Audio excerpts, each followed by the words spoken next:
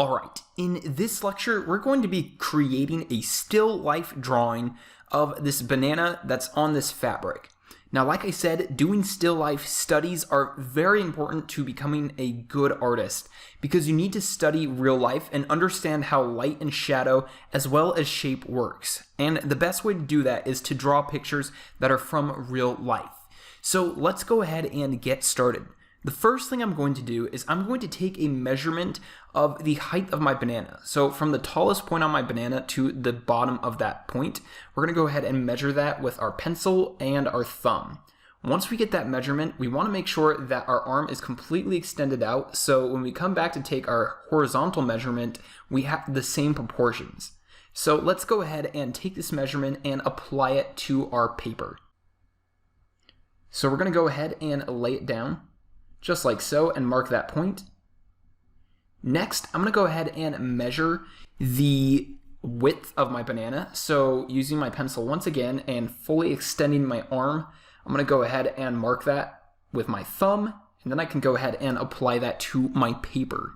So I'll mark that just like so. And so now we have the basic shape and distance of where we can create our banana. I'm going to go ahead and draw a line down here at the bottom. That way I have more of a composition. Then I'm going to go ahead and start lightly sketching in the shape of my banana. So remember to always keep things light until you know exactly where you want them, because otherwise it's going to be very difficult to come back and erase things. So I'm just very lightly sketching in the basic shape of that banana, no detail yet, just the basic shape. And these are just the contouring lines. I'll work on the second banana.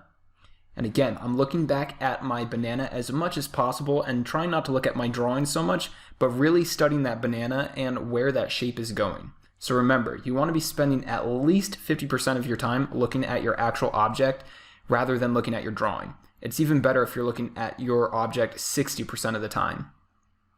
Then I'm going to go ahead and start sketching in there some of the detail on that fabric. So I'm trying to stay away from adding too much light and shadow. I just want to add in some contouring lines as my guideline so I can come back in there and add in that highlight and shadow.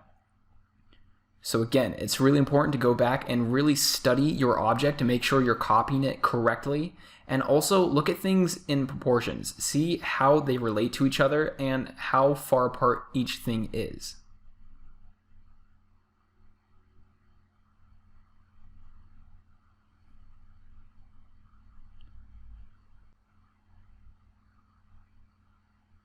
So I'll continue to add in that detail for my fabric, and I add very minimal type of shadowing in there, and for the most part I just want to make sure that I have some guidelines that I can use to create my final drawing.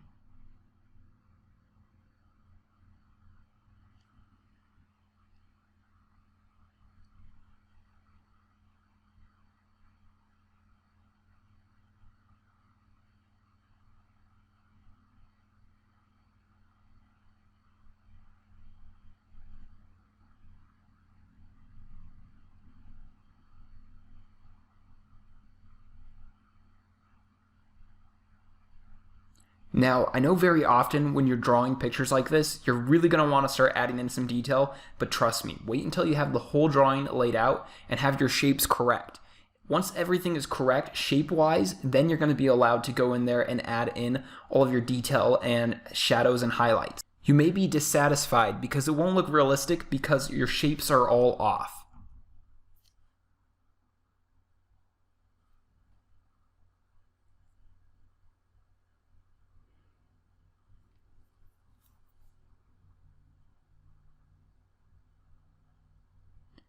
Now I'm going to go ahead and start adding in some value. So I'm going to be using cross-hatching to create my drawing.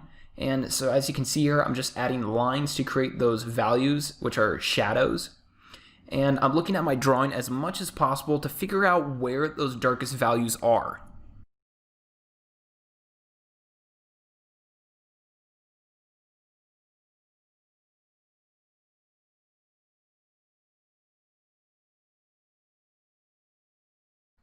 And also, don't be too quick to add in those shadows. Make sure that you're looking back at your reference or your object. That way you know exactly what you need to draw in there. So, and if you're not sure, don't add it in until you are completely sure. Or add it in very lightly so you can always come back and erase it.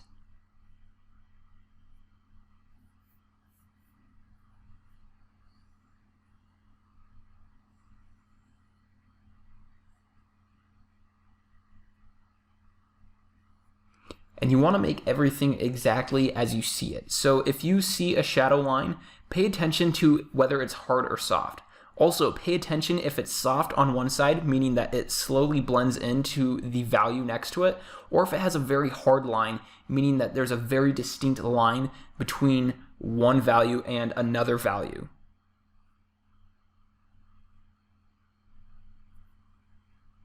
So right here, I'm really blending that in so it's a nice soft edge.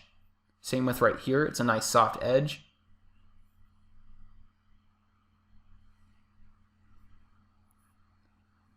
Then I'm going to start adding in some detail onto my banana stem.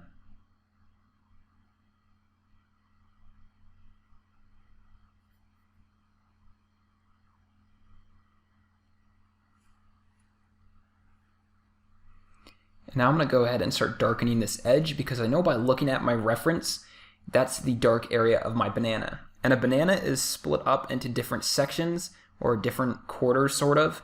And so I want to make sure I include that in there. And so now I'm adding in that bottom shadow by adding some cross-hatching. And then I'm going to add some cross-hatching like so to start creating that second piece of my banana or the second quarter of my banana.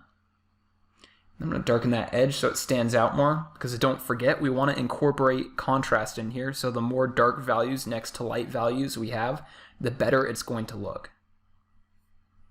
And underneath this banana, there's going to be a lot of shadow on that fabric.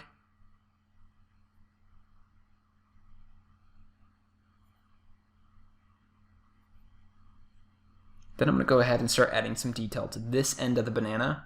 And again, I'm always going back and looking at my bananas to make sure that I'm doing things correctly. So rather than trying to draw it on my head like a lot of people do, I'm trying to look at my object and draw exactly what I see. And so in order to do that, I always need to be looking back at my bananas or my reference to make sure that things are being drawn correctly.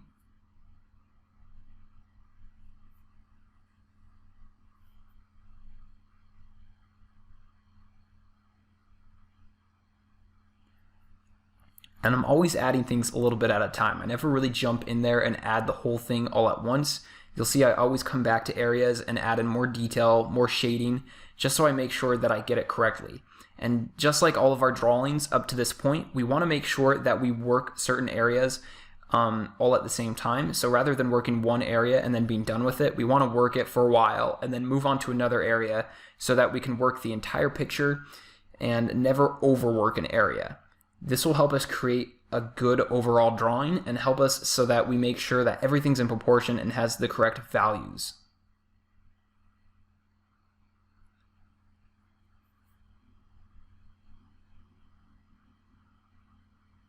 Then I'm going in there and adding some of this detail, which are just sort of little brown spots on my bananas, but it's what's really going to make it look realistic is adding in every little detail that I see.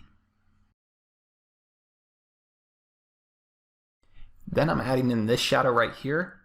So this is an example of, it may not make sense that that shadow is on that top side of the banana, but it's still there in real life, and so you need to draw it. This is why it's really important to draw from still lifes, is because you're going to encounter things that you don't encounter when you're looking at things that involve math or guidelines or anything like that.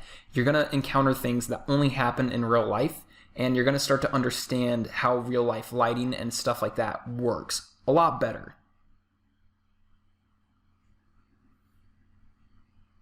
So now I'm adding some darker detail down here. And so you see, as the drawing goes on, I start to commit to a lot of these shadows a lot more by darkening them, but only once I'm completely sure they're where they need to be.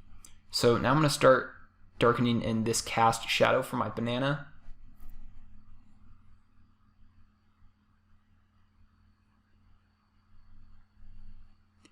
It's also very important to pay attention to the way that you light your still lifes. So in this particular photograph of the bananas, they're actually lit with one lamp. In some cases, you might want to have a lamp on both sides to try different types of lighting. And I recommend that you try lighting things in different ways and then drawing them so you can understand how different forms of lighting affect your objects. Now I'm adding in a ledge right here with a little bit of shadow, so that way my banana is broken up into different quarters. And really what I'm doing is I'm not trying to think about how the banana works. I'm just trying to copy exactly what I see, the exact shape, the exact values. I'm not trying to think how the banana is made. I'm not trying to think how it works in perspective. I'm just trying to copy exactly what I see.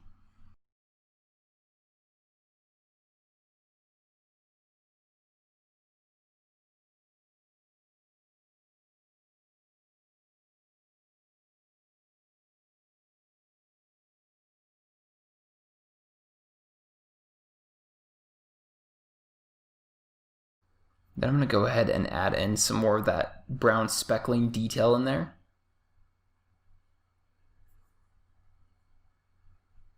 Also, notice that I wait towards the end to start adding in all my little details. So you want to start with the biggest parts of your drawings, the things with the least detail, which are going to be your shapes and your large areas of value.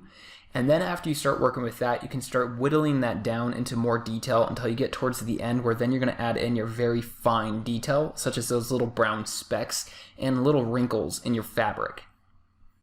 Also, make sure you lay out a piece of paper for your hand to rest on. That way it doesn't smudge your graphite while you're drawing. Now I want the focal point in my drawing to be the bananas, so I'm creating the most contrast there, so that's where you'll see the lightest and the darkest values next to each other. So as I get out to these outer edges of my fabric, I'm going to add less contrast and less detail also, and it's also going to get a lot lighter and not be so dark. And that's how I create my focal point. And remember, the focal point is just where the viewer's eyes go first. And that happens because of multiple different things, but the biggest one is because of contrast.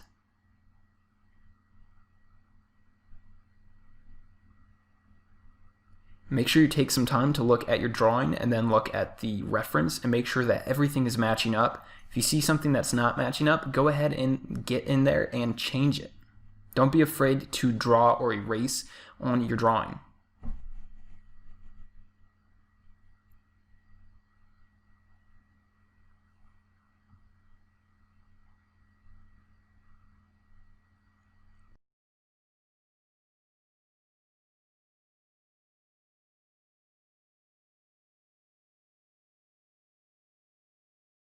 So now I'm just going in there and adding my final details and making sure that everything is correct, checking my image and making sure that it matches up with my drawing.